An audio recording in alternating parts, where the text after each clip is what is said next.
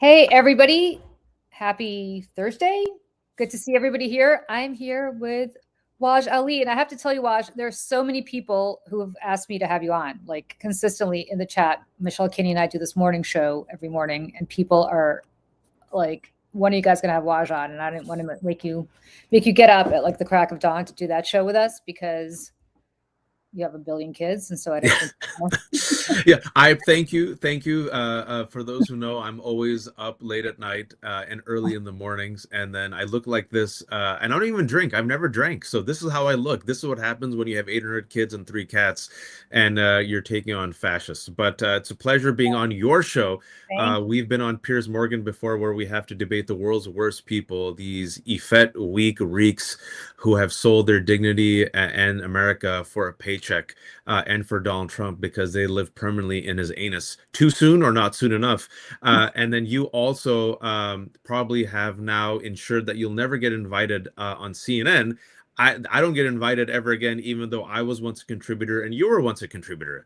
Well, I was never a CNN contributor. I was a Fox contributor. You were a Fox, but they liked you, right? They really liked you on CNN. They used to bring you on all the time. Oh my God, they love me on CNN. And then, interestingly, I think once I started really going hard at Scott, I suddenly started being Scott Jennings. I suddenly started not getting invited as much. And then, and then Sunday, I wrote this Substack column because I just, I had done a show with him on Sunday night, and he was just like, I don't know how to describe it. I don't mind. Listen, I spent 10 years at Fox. Like, I can debate any of these guys, not a problem. But when you're starting to talk and somebody cuts you off and starts rolling their eyes and doesn't talks over you and screams over you and lies, and you can't get a word in, at that point you got to wonder, what the hell is the point of being on the show? So I sat down, I got really pissed off. I wrote a Substack column. I did not expect it to go viral. It went really viral. It was really good. I shared it. Thank you. Well, I think I emailed you right when it got published. I just happened to be on. I said, I'm like, glad someone finally says it. I know. So what happened with you, with him?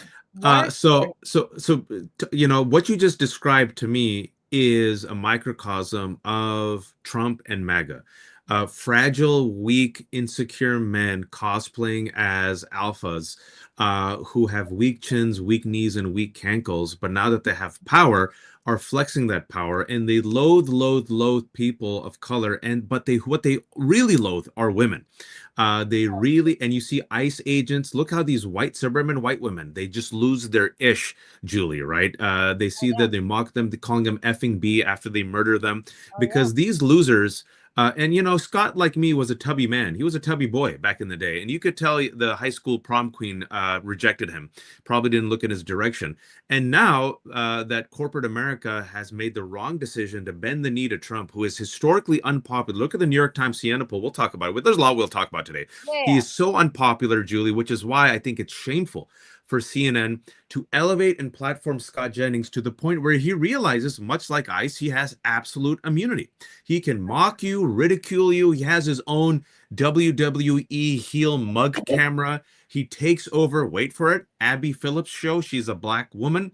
And he's openly now saying, I'm the heel. He said it in an interview with that comedian Adam Friedland. Yeah, I'm like, it's a game. I'm like WWE heel. And, he gets paid to do what was once Rick Santorum's job, which was once Jeffrey Lord's job, to be the resident right-wing hack who gets to take over the panel. We bend the knee, the Overton window shifts. What the right wing does, as you know, is they work the refs. Wah, wah, wah, the institutions are biased. Wah, wah, wah. Give us a column in the New York Times. Wah, wah, wah. Everyone hates us. And then, all these producers and the network then say, okay, you're right, Lucy. We'll play your rigged game. We'll be Charlie Brown. Will you lift the football? I won't. And she lifts the football. But now that's been supercharged. It's been supercharged where he comes in every day. He goes, I can say anything I want. I can do anything I want. And I know they're going to pay me more money. And you mother effers are going to have to take it. And the reason why I like what you said, and also I'm forgetting her name. Her moniker is Politics Girl. She had She, I forgot her last name. She's very, very good. She had enough of it also, like you. She manifested your Substack post in flesh. Yeah. And I'll tell you, we'll continue on this, but I'll tell you my experience with this week. I called them an amoeba on live. So I was with CNN for a year. Right. And they brought me on, Julie. This is just how the sausage is made. I think this might be entertaining for your audience. I used to do free CNN and MSNBC, right? So I used to go back and forth. And it came to a point where my wife was like, "You can't do this, man. You can't, like, you are exhausted. You're so good." And then Glenn Kirshner said, "Hey, man, God bless Glenn Kirshner." He says, "I see you like me. You're exhausted. We go up, take the Acela all the way to MSNBC and you're not getting paid." I worked both of them against each other. So I did MSNBC and CNN. And then these producers see you and then they try to poach you. So I did that. And I went to CNN, and the lady who's now the head of MSNBC, uh, Rebecca Cutler, basically said, "Waj, we like you, but just keep at it. And this is how the sausage is made." And she kind of like broke it down for me. So I said, "Okay, you're never gonna give me a job. Forget it." That weekend, there was a Christchurch massacre, and 50 Muslims were killed by Brenton Tarrant, a white supremacist in New Zealand who echoes the same conspiracy theories that Elon Musk and the Republican leadership now echo. I say this without hyperbole. Julie, I was waiting for the facts to come out. I was up late. I've been studying these people. I've been studying Anders Breivik. I've been studying their conspiracy theories. I did a 10-tweet thread. I go to sleep. In the morning, I get a phone call from Jim Sciutto of CNN. Says, "Bro, come on my show, please." I'm like, "How'd you get my number?" He goes, "Just come on my show." I come on his show. I do 5 minutes. It goes viral. Jim runs out after. He goes, "Man, you made me look good." On the morning call today, Jeff Zucker, who was then the president of CNN, who worked with Donald Trump, literally gave him millions of dollars, Julie, of free advertising in 2016. Created Donald Trump, some might say. Apprentice. You're absolutely right. Yeah. He said, "There's this guy, Waj Ali, who did a fantastic 10-tweet thread. Get him on." So I went back and forth, and literally, folks, just to show you how cable media works, hopefully this is interesting for our viewers. The week before, Rebecca Cutler said, "Sorry, we got nothing."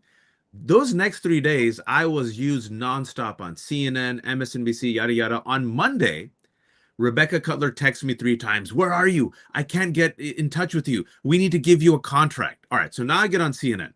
They bring me in as token Muslim guy. Julie, I'm a child of immigrants.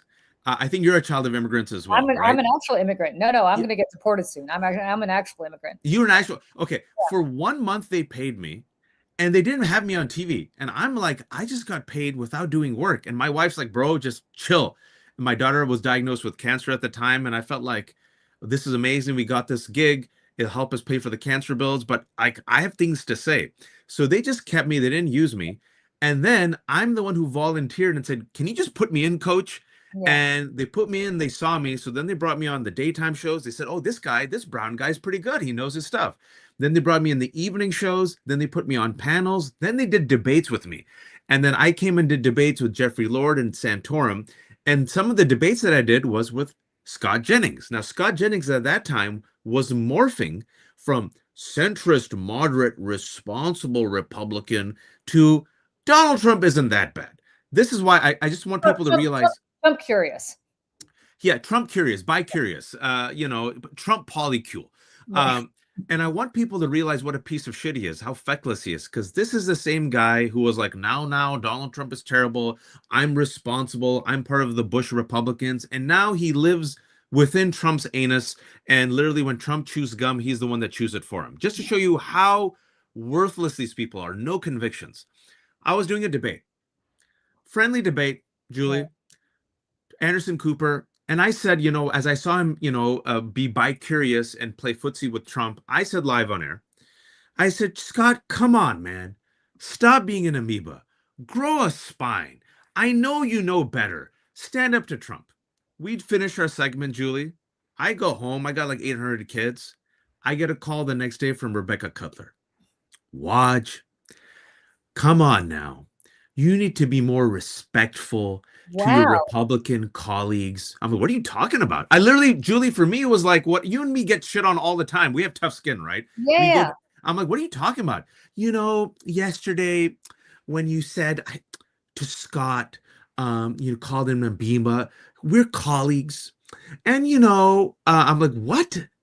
What do you mean? We had like a back and forth. Yeah, but it was disrespectful. So this little B Oh, called up. narked Of on, course. called up Rebecca and said, I didn't like it that he called me that. And I got an official warning. I got 3 warnings in my 1 year at CNN.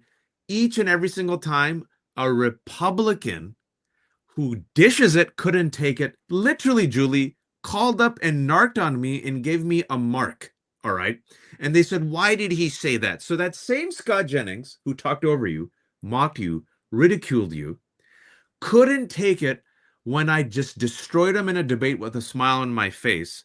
And sorry for this filibuster. I just wanted people to know how these people are, and which is why Oh, we I, need more of you, especially women, to stand up and say F you. well, if we're going down memory lane, the last time I was on Abby Phillips' show with Scott, I stuck it to him and understand what he does. He like goes home, cuts and pastes, edits clips to make himself look good.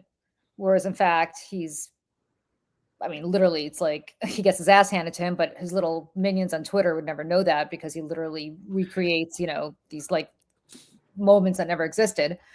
But anyway, so I stuck it to him on CNN, and I'm sitting at that table with Abby Phillip, and we go to commercial break, and he goes to her. He goes, "You see, this is what she does." He starts complaining about me in front of me, to the anchor. He runs to mommy and complains in front of me. Now, if my son had a play date when he was 3 or 4 years old, and somebody pushed him at the play date, and he ran to me and said, "You see," I would have been like, "Why don't you figure it out?" I'm not. Ozempic has made him weaker and more fragile. He should go back to eating some more protein.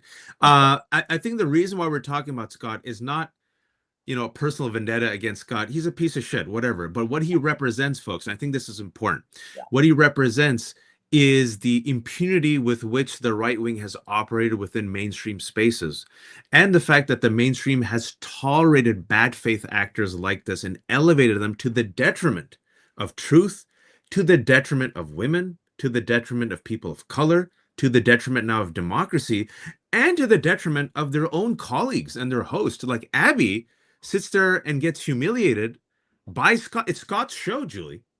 100%. And what I don't understand is this.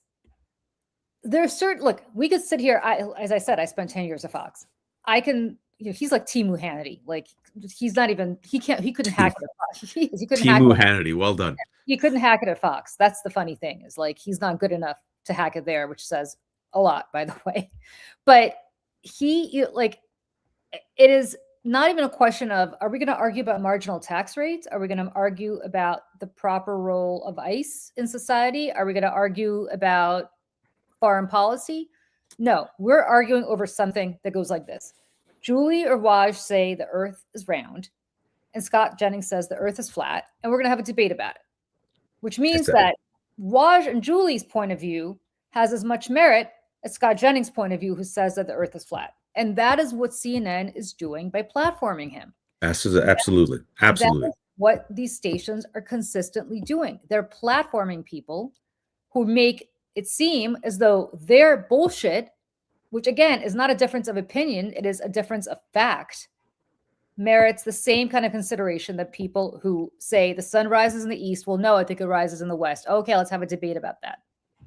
And what data has shown, if you just look at climate change, what data has shown is that when you both sides it, when 99% of science says climate change is real, now what we should do about it, we could debate it, and you have a 1% crank, and you create an artificial both sides, like what corporate media does and CNN does, it misleads people. Because once you now put them at the same level field, what it showed, especially with climate change, is people say, oh, well, why would this respectable news organization have both sides and invite this other person? Surely there must be some merit to this crank bullshit. Same thing is happening with vaccines. Same thing is happening with Tylenol. Right? I'm not even going to repeat the lie. Same thing what happens with January 6th. So then you have to ask yourself, is it not the news organization that is complicit with the Overton window shifting further and further to the right, Julie?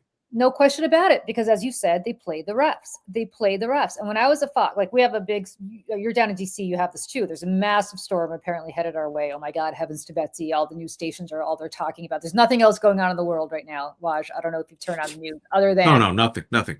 Other than a snowstorm is headed our way. Anyway, I can guarantee you, because I know what's, I predict to you that if you turn on Fox News this weekend, what you will hear is they talk about global warming. But do you think we'd have global warming if this kind of weather is happening here? Look at all the snow. There's no global warming. Like, this is what happens. And then people are sitting there being like, huh, okay, they have a point. And then they'll have somebody like me when I used to be a Fox saying, well, actually, it's climate change, and that's why you're having more extreme weather. Well, would we have this kind of thing? If it was global warming, it would be hot. We'd all be swimming right now. Like, that's the kind of shit that they do. You expect it from Fox, right? You expect it from that.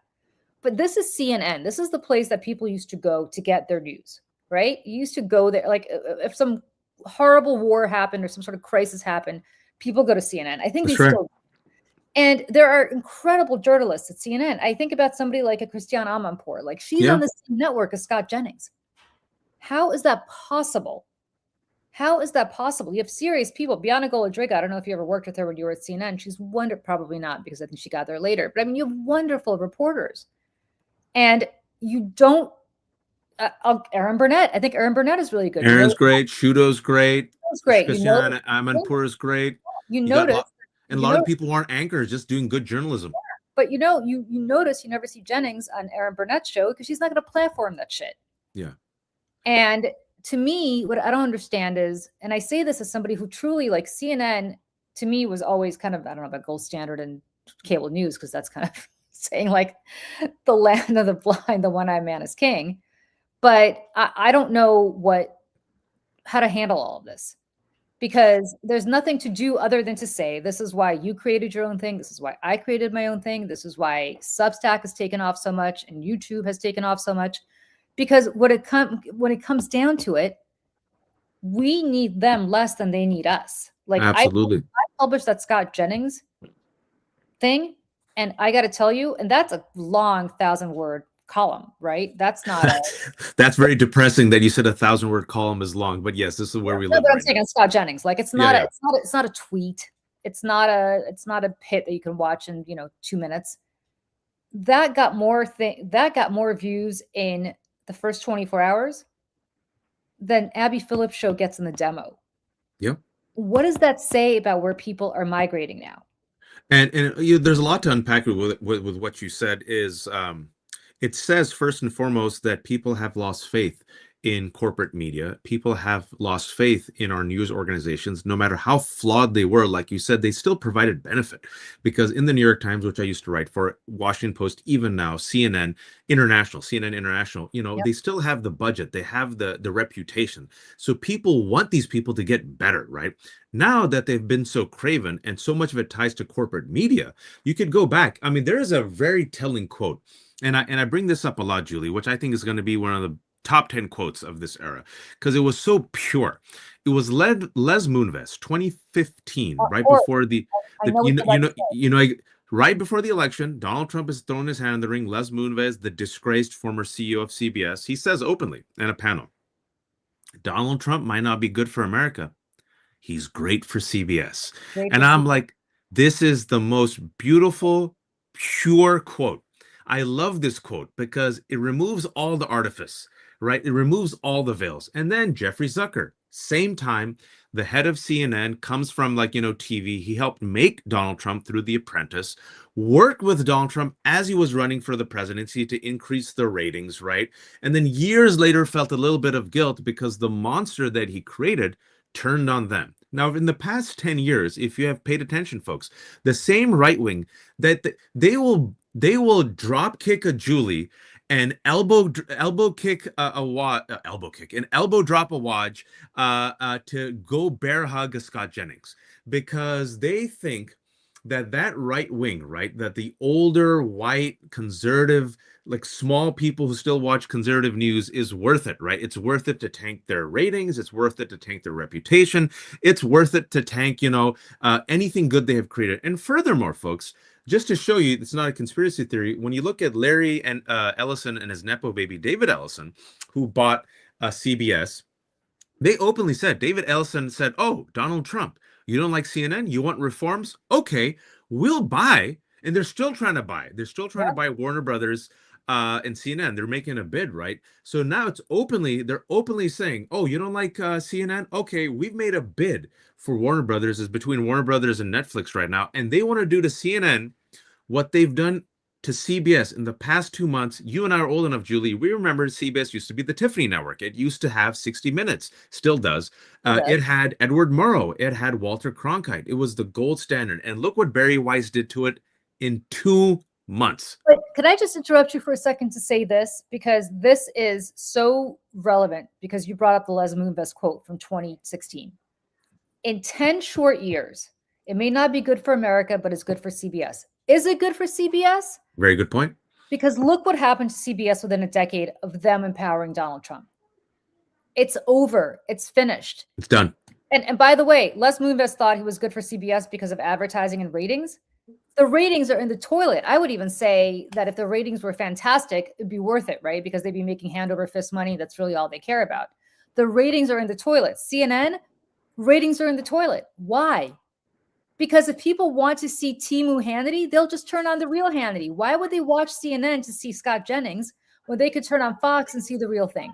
So two very good points you made. First and foremost, it reminds me of this Bourne quote. If you've seen the Bourne trilogy, where at the end, the assassins always look at each other, world weary and broken, and say, "Look at what they make you give." Right? It's a great, and that's one of the top 10 quotes I've been using for the past 10 years to all the institutions and Republicans to Trump. Look at what they make you give. And my follow-up question to your point, was it worth it? Clearly it wasn't. You ruined your reputation. You're now out. He turned on you because he turns on everyone. CNN, what I always said to CNN, you are trying to bear hug a MAGA and drop kick your loyal viewers and your actual colleagues, and they still see you as fake news. They still see you, Julie, as enemy of the state. They mock you and they ridicule you. To this day in 2026, they're trying to court the MAGA Fox Newsmax base that looks at CNN's dwindling ratings and mocks them. They look at Scott Jennings and say, "You idiots are paying Scott Jennings what, $300,000 a year to win us over, and we still think you're a bunch of devil-worshipping deep state pedophiles. You losers." Was it worth it? Now CNN's reputation is gone. The ratings are gone. It's going to be gobbled up by Netflix or CBS. CBS News in 2 months, same thing. Destroyed. It's done. CBS News is gone. It's gone. The reputation is gone. The standing is gone. You've become a punchline. Everything Donald Trump touches dies. And I asked them, was it worth it? Look at what they make you give. And then, I said this in response to your Substack, I think 2 days ago. And in response to, forgive me again, I'm forgetting her name. I just know her as Politics Girl. Yeah, her clip, Leah? Yeah. If anyone knows, put it in the chat. Yeah. She went viral too because she did bare minimum. And she went viral for the bare minimum. Yeah. She called them out. She said, enough. She was like, just sick of it. And what I said is this, Julie, they need us more than we need them. 100%. If CNN's panelists said, "You're going to put me on with that mother effer, and that mother effer is going to allow me to be humiliated," F you. I'm going to humiliate him on air. If every panelist just humiliated Scott Jennings on air, and they said, "I'm not going to go on with that panel," you have no show, Julie. But here's the thing. What they're doing now is they're going out to creators, right? There's a reason why they have Politics all the time, right? Because she's got huge numbers. There's a reason why they have Cameron Kasky. They have Cameron Kasky, who also humiliated Scott Jennings, because he's got numbers, right? So they're bringing in all of these influencers. They had Jillian, the last time I was on, one of the last times I was on with Jillian Michaels. And I have to say, another great example, right? I was on with Jillian Michaels. This clip actually went viral, where apparently Trump has, not apparently, he did. Trump was taking away, this is in June, right? During Pride. And Trump was taking away, she was appalled. Now she's a lesbian. She was appalled that the Smithsonian was flying the Pride flag. Well, it's Pride Month. It's not like they're flying it 24/7. It's Pride Month. You're flying the Pride flag. What's the big deal, right? Appalled, but that's not where then she starts talking about slavery. And how you were part of that panel that went viral. Okay. I was the one that had the debate with her. I was the one who provoked her. And I have to say, I had not been invited on after that because Scott Jennings was there too, because I stuck it to him and then I stuck it to her.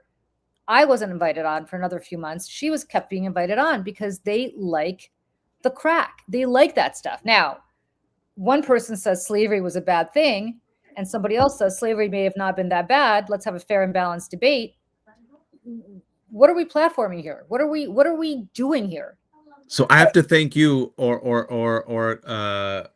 I have to blame you for helping me go viral because it was based off of that clip, which now it's coming back to me. Very well done in pushing her back, where Jillian Michaels, unintentionally or intentionally promoted white nationalist talking points about slavery, and I called her out on that on Piers Morgan, and she says, "I'm not a white nationalist." I'm like, "Oh, you're not? Oh, okay, could have fooled me. Good to know." And then she says, "I'm a child of Arab immigrants." So I'm like, that makes it even worse. Lesbian, child of Arab immigrants, and also you have a black child. Wonderful.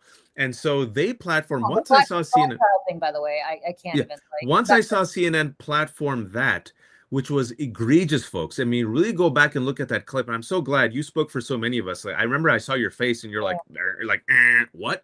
Yeah. That is that. I mean, whether Jillian realized it or not, that is a white nationalist talk point being aired on CNN in a stupid bullshit debate that should have ended immediately, then goes on for the ratings for 7 minutes.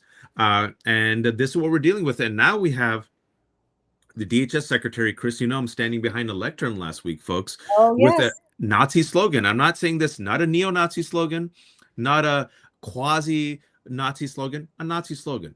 Last week, and this is what happens. This is when you mainstream. Steve Bannon said it yesterday in The Atlantic. Atlantic came out with the article. It goes, F the Overton window. We're just going to do it. And we know that you guys are going to repeat it. Christopher Rufo openly wrote an article, mocked mainstream media. He said, yeah, we realized that we're going to run with this nonsense CRT DI stuff, and then we're going to seed it in mainstream media, and then it's going to go to the normies. They're literally telling you the supervillain plot. So Yep. fast forward, last summer, all this stuff gets seeded. They're moving to Overton window further and further to the right. Last week, DHS Secretary Kristi Noem stands behind a lectern after the murder of Renee Nicole Good, an unarmed white woman. The slogan says, go check it out right now, folks. One of us, all of yours. Julie, can you tell them who used that Oh, slogan? I'm so glad you're asked that, Waj. Well, I'll give you some context. Back in 1943 or 1944, the head of the SS, I believe in Czechoslovakia at the time, or some town in Czechoslovakia, Yes. got killed by partisans. In retaliation, the Germans wiped out the entire town, executed the men, the women and children who survived, they sent to concentration camps, and they died there, right? And they said, you kill one of ours, we'll kill all of yours. But Waj, I want to go further because whoever's running the DHS social media platforms is an unrepentant neo-Nazi. Absolutely. Because there are three other examples I can give you off the top of my head. One is they had a meme of Uncle Sam standing in front of, and people really need to pay attention to this because it's insane. Standing in front of, those old signs they have in Europe that goes like Paris that way, Berlin that way, Yep. that way, saying like progress, or like, abundance this way, and like, liberal, whatever, hell this way. And it's Uncle Sam's looking which direction. And underneath it says, which way, American man. Now, if you don't know what you're looking at, you're like, oh, I don't know what the hell this is. I'm going to move on. But if you're a neo-Nazi, you know exactly what this is. There you go. It is a takeoff of a book that was published in the 1970s by a very well-known white nationalist, anti-Semite, that is called Which Way, Western Man. That is basically a Mein Kampf for the 21st century, right? Or the latter part of the 20th century. That's what they're doing. Then they put something out that says one country, one heritage. Heritage was the last. One country, one people, one heritage. Well, in German, if you replace heritage with Führer, it's ein Reich, ein Volk, ein Führer, which was the Nazi slogan. They just replaced Führer with heritage. Same thing, kind of, right? Heritage, which heritage? White heritage, Waj, not your heritage or my heritage. I'm Jewish or Muslim. They don't include us as white people, clearly. So the heritage they're talking about. And then the third thing off the top of my head is there's a very famous painting, if you know anything about art history, in the 19th century, called Manifest Destiny. It was actually has a Yep. real name, but everybody knows it as the Manifest Destiny painting. And it is a painting of Native Americans and buffalo fleeing. And as white people are fleeing west, and as white people are moving from east to west, translation, Trail of Tears taking over their territory, the sun goes with them. So it goes basically gets lighter as the white people are getting rid of the Native American people and pushing them out. This is the painting that DHS used in Yep. one of their recruitment memes. This is all out in the open. This is like on Instagram and on Twitter. Can I add two more from the top of my head? This is why I Oh, enjoy talking to you, oh, because we can nerd out about this stuff of course. because we're masochists and unfortunately know about Nazis and white supremacist Yeah, language. I'll yeah. give you another one. We'll just stick with DHS before we move on to the Department of Labor. Department of Labor too. Yeah, DHS tweets out 3 times. I've been keeping track. 3 times the Department of Homeland Security has tweeted out the word remigrate. Normies are like, remigrate? What does that mean? Remigration and remigrate is a term used only in Nazi and white supremacist circles. Well, what does that mean, Watch? Great question. Remigrate is a synonym for ethnic cleansing. Well, ethnic cleansing of who? Remigration is their term for removing forcibly all brown, black, and Asian people from America and Europe. Remigrate. They've tweeted it 3 times. Another DHS tweet, I'm sure you've seen, and of course, these people can't even use pop culture well. The wave coming over the shore, and Trump posted, "We're going to deport 100 million immigrants." Now, that post is still up there, and many people, America after 100 million deportations, a wave, sun, palm tree, right? It was used by a Japanese artist without his permission, and everyone's like, wait. America after 100 million deportations, and Homeland Security said, wait for it, the peace of a nation no longer besieged by the third world. Tweet still up there. People say low estimate, 11 million undocumented immigrants, most likely 15 million. Julie, who's 100 million? That's a third of the population, Waj. I'm so glad you asked. Well, Waj, I think it's definitely you, right? I maybe it's me. I mean, I come from Eastern Well, Europe. you're Jewish. You're a But Jewish I'm woman. Jewish, It's you. so I'm Jewish. Jews aren't considered white. Yeah, so Jewish, so probably me also. Um, you know, there was I mean, let's just start with the fact that there's mass outrage that the mayor of New York took the oath of office on a Quran. Like they can't hack it. They can't take it. Like can't compute. What the hell? Why the hell not? Like, why the hell not? We know why. I think, we know why. Of course we know why. But the point is, like, and they're saying it now. It used to be these dog whistles. They're not even dog whistling anymore. There's no dog. And I'm so glad. And this is why, this is the danger, folks. It all connects. Because I've had people who've come around, and there's no I told you so. I don't care. What is it gonna do? I'm not gonna win any awards. But when we said this is a white supremacist regime, people said that's too much. Yeah. How dare you say that? When we said Trump was racist, no, that's too much. When we said these folks are using Nazi slogans, now, Waj. When we said it's not economic anxiety, I've been saying this for 10 years. It's cultural anxiety. Like, no, it's a racial trip up. It's a racial flare up. Come on now. Don't be divisive. Don't talk about this. Folks, when you normalize, when you platform, when you mainstream, when you whitewash, when you say things like Charlie Kirk did politics the right way, even as he openly and proudly shared clips of him saying the Civil Rights Act was a mistake and black people were better off during segregation, as you move the Overton window further and further to the right, they no longer have to wear hoods. The dog whistles become blowhorns, and according to their own strategy, like a very helpful Bond villain, they're telling you we are using corporate America and mainstream America to mainstream our Steve Bannon said it yesterday. He got quoted in the Atlantic. He goes, yes, F the Overton window. We're just going to do it, and everyone's going to catch up. Now, this is not neo-Nazi stuff. This is Nazi stuff. They're using Nazi font, white supremacist terminology, the slogans, right before MLK, did you see the Department of Labor with the painting of the all-white Christian Sunday? Yep.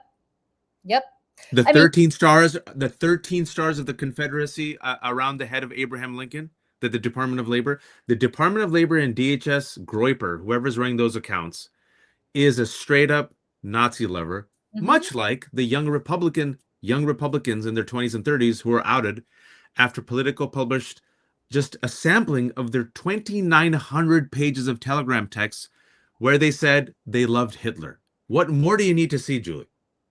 You tell me. Listen, we are living in a country right now, and I've said this before, and it's really, something's come to a head in the last, I would say, month or two that has proven everything that you and I have been saying. I mean, if you deny this now, I don't know. You had Mike Johnson come out yesterday, and this got no attention because of all the other stuff that they're throwing at the window. So obviously, if you're going to, flood the zone, as Steve Bannon always says, you're going to miss a few things. Well, here's something that I picked up yesterday. Mike Johnson, at his weekly press conference yesterday, stood up and said that he wants to impeach judges who don't go along with Donald Trump. That's right. He talked about Boasberg, right? So Judge Boasberg is a federal judge down in Washington who prevented them from deporting 27, 72, I forgot what the number is. I should know it because it's 230, like 239. Whatever it is, down to Venezuelans, down to CCOT, to the where they were tortured. Yeah, where they were tortured and raped and God knows what else. And because Boasberg said, wait a second, these people didn't get due process. And by the way, you also did this without judicial consent. They want to impeach Boasberg now. So when you start going after the judiciary that explicitly, what you're effectively saying is the constitutional protections that we have had about separation of power do not exist. You don't believe in them anymore. That's right. And that is the end of our democracy. And we are living, everybody keeps saying we live in late stage capitalism. We're living in late stage democracy right now. That's right. In fact, I would argue we don't even have a democracy right now because of everything that they're trying to do to eradicate any distinction between the three branches of government. It's just, and you have the Speaker of the House, the third most powerful man in Washington, because if Donald Trump departs this mortal coil and J.D. Vance departs this mortal coil, guess who gets to be president? Moses Mike Johnson. And to your point, exactly your point, last night, what should be huge news, but because they flood the zone, it's not news, which should be the biggest news. A whistleblower report revealed that ICE is no longer going to follow the Fourth Amendment and the Constitution, and now they have been given the green light, wait for it, to barge into people's homes without judicial warrants. Well, what does that mean? That means these masked armed ICE agents who are knocking on doors and dragging people out, they don't have to knock on doors. They can literally go into your home without warrants, completely bypass the Fourth Amendment, according to this whistleblower document, and literally snatch people. This is why we have protections. This is why, Julie, we have, wait for it, the Second Amendment. Don't tread on me. Liberty from government tyranny, right? So this is straight up, like, what more do you need to see? They murdered Renee Nicole Good, an unarmed white mom. And Julie, this is where I'm going to say, look, Jews, Muslims, Black people, undocumented immigrants, pro-Palestinian activists, all the undesirables, right? I'm going to be honest. Yeah. A lot of people were like, throw the trans under the bus. 100%. Wouldn't have been a big deal. Throw the pro-Palestinian, throw Mahmoud Khalil under the bus. Mahmoud Khalil, poor guy, speaking about how all comes together, deported to Algeria today. Algeria. By the way, can we just pause for a second? I know the point I wanted to finish making the point, but you brought him up and I want to talk about this, right? Mahmoud Khalil, who is, I believe, Syrian born, right? And was he raised in Gaza or the West Bank? I forgot which of the two Palestinians. I forget. But anyway, has no connection to Algeria whatsoever, but I guess one Muslim country is good as the other to any of them. He has a green card. He has an American wife. He now has an American child. Yep. Whose birth he did not get to witness because they sent him to another gulag, Delaney Hall in Newark, New Jersey, before they sent him over to, I believe, Louisiana. Right. But then he went to Delaney Hall first. And I mean, a lower court clearly said this is inexcusable. And then, of course, they decide to go down to the most conservative circuit court down in the South, to the Fifth Circuit. And the Fifth Circuit said, please, sir, we'd like some more because we're a bunch of white supremacist assholes. And Mahmoud Khalil, listen, I don't agree with a lot of what he did, but let me say something. I will fight to the death for that guy to be able to stay here and be able to say it and do it. But what did he do? There's no crime. What's crime? There's no crime. There's no crime. And they've asked, they said, Department of Justice, what's the crime? No, they couldn't make something, they couldn't even make anything up. So you don't like his positions, okay. What was his position? He's a pro-Palestinian activist. He goes, hey man, there's an occupation, there's a genocide, please Yeah, don't do it. He protested peacefully, no violence. And they deported him. They made an example out of him, of so many others. Rumeysa Öztürk. We've been warning about this for a year, right? The point yeah. was Rumeysa Öztürk, a Turkish grad student at Tufts, Tough. here legally, co-wrote an op-ed in Tufts newspaper. You could disagree with the op-ed, whatever. It's about BDS. No, Okay, no, who but cares? let me actually stop. You shouldn't even disagree with the op-ed, even if you don't like BDS, because all she did was say that we want the president of Tufts to meet with us or to take this serious or something. She wasn't even calling for BDS. Yeah, She was and calling for and the what happened to her? Tell her. them what happened to her. She got she got sent down to Louisiana and Kidnapped in broad kidnapped daylight. broad daylight because she was wearing a headscarf. So what we were saying was at that time, folks, and this is the point I'm trying to make. At that time, I was telling America, and specifically, I want to be very blunt, privileged America and white America, Mhm. because privileged America includes some people of color, some Muslims, some Arabs, some black people. I talked to them who said, it doesn't bother me. I'll get my tax cuts. Go after the trans. I'm the good immigrant. I'm the good Jew. I'm the good X, Y, and Z, right? We said, doesn't matter. Fascists come for everyone. We said, look what they're doing to these pro-Palestinian activists. Look what they're doing to the undocumented immigrants. Look what they're doing to Venezuelans. Look what they're doing to Mexicans. Look what they've always done to black people. And now, Julie, a white woman, Renee Nicole Good, unarmed, driving a Honda Pilot with stuffed bears, whose last words were, I'm not mad at you, man. Unarmed, because apparently that incel weak Jonathan Ross didn't like her lesbian wife or woman, and who we found out who was his wife, being slightly mouthy, even slightly snarky but peaceful. Takes out his gun, shoots her 3 times. The autopsy came out, right? Shoots her in the arm, shoots her in the leg, and then the fatal bullet that went through the temple. Furthermore, what came out 2 days ago is she lay bleeding for 8 minutes before she had no pulse. So in addition to shooting and killing her and then calling her an effing B, then calmly walking and then walking back and driving away, what the ICE agents did, and we have the videotape, is there was a doctor there. He goes, I'm a doctor, let me go. He goes, shut up. So she sat there bleeding and dying for 8 minutes. As her body was warm, Julie, I just want to keep the receipts for people. DHS Secretary Kristi Noem comes out, lies to the American public, and says she was a domestic terrorist. She was taught to weaponize her car.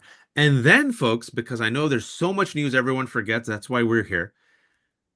The DOJ pressured prosecutors to not investigate Officer Ross, who killed her, but to open up an investigation into Renee Good's wife, which Yep. is why 10 prosecutors resigned. And Yep. now we found out yesterday that a whistleblower, thank God, said, oh, ICE is now instructed to ignore the Fourth Amendment and go into anyone's homes. Why am I saying this? Fascists come for everyone. You thought you were safe because they went after the pro-Palestinian activist Mahmoud Khalil. You thought you were safe because they went after Abrego Kilmar Garcia. You thought you were safe because they went after Venezuelans.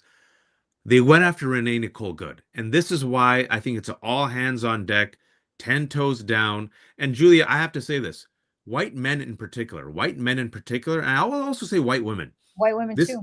this is your John McClane moment. This is your not John McCain moment, your John McClane Die Hard moment. This is your Indiana Jones moment. This is your Ellen Ripley from Aliens moment. Like if it's me, and if it's like, black folks, let's be honest, Julie, like our voices don't matter as much. But when there's Well, white rage and white grievance, this country pays attention. think about the cadence that you just started out with, right? So first they start out immediately. They start out with the Muslims, right? And they start out with the Venezuelans and other Latin Americans, right? So the brown people don't matter, right? That's where we were a year ago. That's who ICE first came for, right? As we talked about, Mahmoud Khalil was like first in line. Then, concurrently they come for the Venezuelans, and now they're coming for the Hmong, right? The Asians, that poor grandfather who got pulled out of his house naked in sub-degree temperature Yep. because they just broke down his door. And then we're like, oh, whoops, after hours of having him naked shivering, oh, whoops, never mind. Who's going to fix that door? Who's going to fix the damage? His 5-year-old grandson was there watching this, right? And then, as you said, now they're coming for the white women, and now they have a new moniker for white women. It's called awful. I didn't know that. Oh yes, affluent white liberal. AWF, affluent white liberal feminists. Oh, all affluent white feminist something liberal. Something liberal. Probably ugly liberals. Something like that. Yeah, I forgot what it is. I think they're basically describing me, right? And so urban liberals. Michael said urban liberals. Urban, not ugly. Urban. That's right. Urban liberals. And now I guess when you're dehumanizing women who happen to be liberal and I guess living in cities, it's okay to go after them too. Like this is the Reinhold Niebuhr. Remember that whole like first they came absolutely. Then they came for the Jews, then they came for the trade unionists, and then they came for me. Nobody's left to speak up for me. That's where we're living now. You've got Greg Bavino cosplaying a Nazi with his Nazi coat and his Nazi haircut. Like, how much more do we have to hear before we understand this is late stage democracy? And this is, by the way, folks, year one. Yep. He's been around 1 year days. When you talk about Bovino, something, I'm so glad you mentioned that. I did sometimes you have to remind people, you have to be blunt. So I saw an image where on the left, it was Hitler dressed up and then Bovino. And then I just tweeted it and it went viral on Blue Sky. And people are like, oh, because you need that visual reminder. And Bovino knew the cameras were out. He deliberately designed that's an SS uniform. If you don't believe me, don't believe me. Just trust the evidence of your eyes. SS uniform, SS haircut. And look how weak and pathetic these people are. I just have to say this, is that guy tried to throw a tear gas. I don't know if you saw yesterday in Minnesota, but he didn't take out the pin. Then he tried to throw it again, and then the wind blowed back in the ice age. And so I'm like, good to know that even nature is against Nazis. But, this is what we're witnessing. This is what we're witnessing, folks. And with Niemöller, that famous poem that you said, the Lutheran pastor in German, that poem was written after he acknowledged he made a mistake. He was complicit at first. And he said, you know what? I was going along with business as usual, but then, oh shit, I was wrong. So that poem was written as a type of, I want to say like, a type of apologia, a type of, oh, oops, I was wrong. You were right. My eyes are now wide open, but it's too late. Didn't help him. Didn't help him. Didn't help him. I mean, I don't know. This is why folks, it's not all white. I hope you all listen to me. Please, it's not all white, folks. It's not, just because you're white. We're talking about white privilege. We're talking about white supremacy. We're talking about systems that are placed in power that elevate some groups over others. Irish weren't considered white. Italians weren't considered white. Eastern European Jews weren't considered white. But in this country, we have seen that if you have a certain complexion, you have protection. If you have a certain gender, you have protection. I'll give you an example. Donald Trump as a white man can come in and shoot from the hip. He's keeping it real. But Obama had to smile and nod for 8 years of his presidency. Could never be seen as being angry. Could you imagine if Obama just for one day behaved like Trump? It'd be over. He wore a tan suit. America lost its mind. Michelle Obama can't get angry. Kamala Harris can't get angry. Julie can't get angry because if you're a woman and you get angry, you're called what? Oh, you can't. You're hysterical. You can't get angry. Listen, let me tell you something. I learned TV from Roger Ailes, and I had a lot of differences with Roger Ailes, which I can't talk about due to an NDA, but nevertheless, you could read the lawsuit. However, Roger Ailes taught me everything I know about TV because he was very good. And the one thing he said he said many things, but one of the things he said was, you can't stress the audience out as a woman. Wow. So you have to, so I could sit here like this. I could say whatever I wanted, but I could sit here and be like, Waj, you are the worst person on earth. Oh my God, I cannot wait to take a stiletto and put it through your goddamn heart. But I had to say it just like this, with my legs crossed and a short skirt, because I couldn't stress anybody out. And with some blonde streaks, nice blonde hair. Yeah, you gotta get some blonde streaks, right? But I had to say just like this, because you can't. Because when people are flipping, Jesse Waters, you silly goose, being so misogynistic and kind of a perv. Because when you're flipping channels, you want to stop the girl smiling. And the reality is that is how women are expected to behave. Bill O'Reilly, in my time there, could go ahead and rip his hair out and go crazy and scream, "F it, I'll do it live." He didn't do that at Fox, but nevertheless behaved that way all the time on air. Didn't matter. Glenn Beck was like having a nervous breakdown on air every single day. Every single day. Didn't matter. Women had to be like this. And to go back to your point, I think what we have to understand here is they are coming for all of us. Yes. Because they are going to run out of people to go after, and the movement only exists on grievance. You need enemies to exist. It is the lifeblood of the MAGA movement. Thank you. And as somebody who comes from the former Soviet Union, I can tell you my grandfather, my great-grandfather, I have to say this, was one of the early Bolsheviks. He helped make the Russian. Oh, sweet. Yeah, helped make the Russian Revolution. Very close to Lenin. My grandmother, before she died, could have told you, she remembered when Lenin used to come over to the apartment when she was a little girl and hang out. So the point is, he was a big Trotskyite. He was very close to Trotsky. I'm saying all of this to say, and obviously did not work out for him, because eventually he got shot too. He got poached. There and you I go. say that because you need, Stalin killed his entire inner circle. Yep. Very few survived. Hitler went after, we know the Night of the Long Knives, went after his entire, not entire, but much of his inner circle.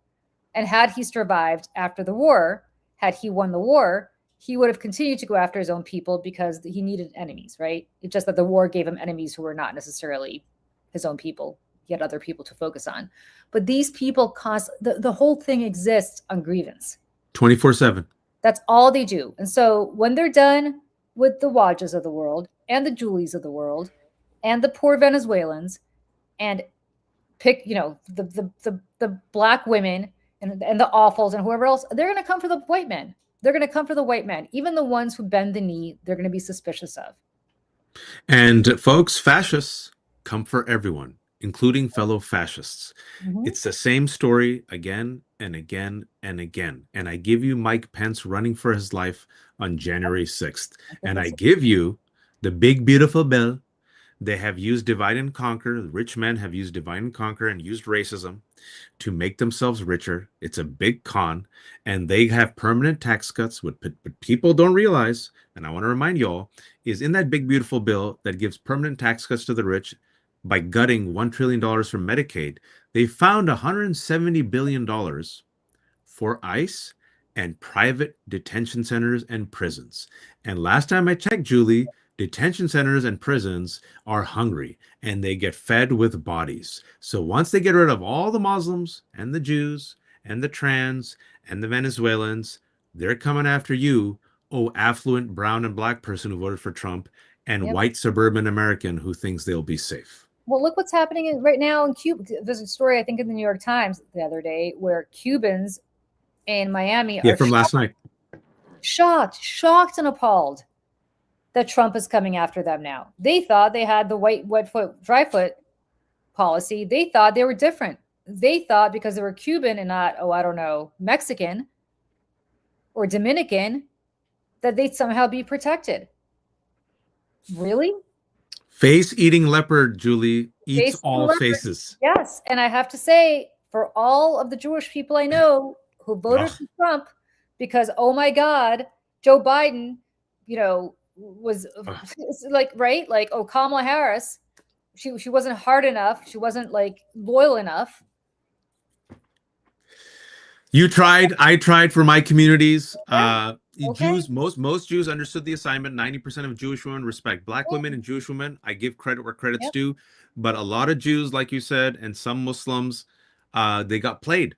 They got played. The Muslims in Michigan who were like, I'm so appalled as to what's going on in Gaza that I'm going to vote third party, or I'm going to stay home, or I'm going to vote uncommitted, or whatever they did. It's a binary choice, my friends. It is a binary choice. I get it. I get why you would be upset as to what was happening in Gaza. I get it with every fiber of my being. But it's a binary choice. And now you're about to see Gaza razed and have a Kushner and Trump tower put up there. You saw that, right? You saw the Sky News put up the Gaza plan. It's disgusting, folks. All these people who said to me, I have to leave in 1 minute if you don't mind, but this was fantastic. And I'm going to have Julie back on my show if she comes. But, this is what we say. Look, folks, the lesser of two evils sometimes is exactly that. And anyone I got a lot of heat because I said vote for Kamala Harris despite the just mistakes her and Biden made. But I said, you could at least push them. And furthermore, people said, well, what's worse than genocide? I'm like, yes, there's a genocide plus. Palestinians will be worse. Jews will be worse. The Middle East will be worse. We'll lose healthcare. You're going to have ICE agents. He's going to deploy the National Guard like he threatened to. You're going to have the complete erasure of U.S. democracy. We no longer have U.S. aid. At least 500,000 people have been killed because of that. No Department of Education. Big, beautiful bill. And voila, now we're in it with Donald Trump literally stumbling, saying bullshit, embarrassing us as our European allies are openly telling the world, all right, now it's a post-World War II order, and we're moving on, and we're going to court Russia, and the middle countries have to forge our own path. America's more weak, more isolated, and now more Nazi. And now we're all in it, folks. So we got to fight. This generational damage has been done. But I'll end on this point. We have the numbers. We have the numbers. And there's something about the American spirit. You know, we were born out of revolution, folks. Yep. And so I want y'all, folks, I want y'all to no longer be content with crumbs. The crumbs is why we're here. If anyone comes with you and says restoration, no, we need transformation. We need reformation. We need accountability. We need fighters. And I think, Julie, we're in a moment. We're in a generational moment. Right now, there's the primary season. We need an FDR type candidate. Like, we need a new deal, someone with that type of a fighting spirit. Even if you don't get it done, fight. I'm telling y'all, anyone who's willing to fight, people will rally with you. Who is it? Who's your person? I don't think there exists right now. I'm being honest with you. Gavin Newsom isn't the guy. I agree. He isn't the guy. I'm from California. I'm telling y'all, he ain't the guy. You love his social media managers who are 2 millennials. You don't love him. I agree. All right. I know you got to go. I am so deeply grateful to you for coming. Thank you. Please come back anytime. Standing invitation. Just let me know and I'll clear the schedule and you can come back. Likewise. I'll email you next week and you can come on the left hook. Sounds great. All right, everybody. Thank you all. Thank you, everybody. Waj, by the way, if you haven't subscribed, please subscribe. Bye.